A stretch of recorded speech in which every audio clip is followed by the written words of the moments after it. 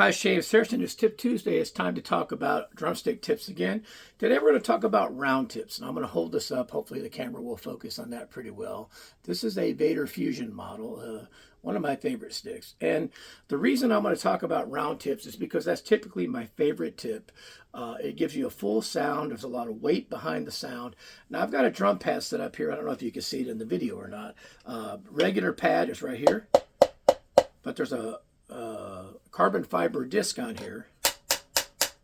Now you can go online and find all kinds of cymbal samples with different tips and stuff like that to give you the sound. But the reason I'm doing this, the reason I choose the round tip, and one of the reasons, let me get my drum head here. One of the reasons I choose a round tip is if I put this on here, I feel like no matter if I'm at a tom angle, I've got something like this. Sometimes a cymbal angle might be extreme if it's a ride cymbal or something.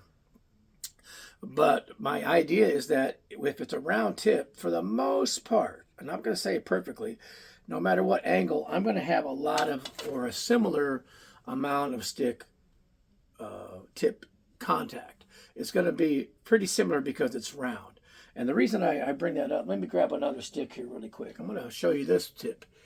Now this is a 52nd Street jazz tip from Vader. You can see because of the elongated tip, there's a lot of surface contact on this.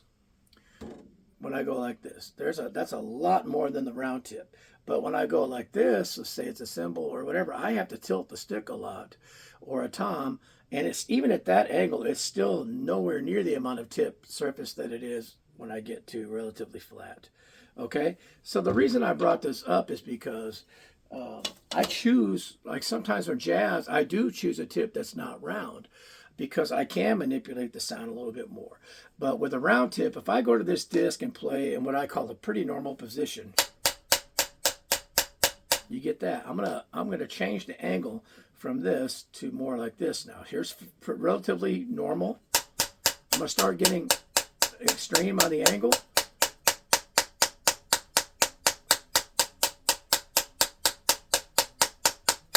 I'm not saying it doesn't affect the sound. I'm saying that for the most part, the same amount of surface contact is there.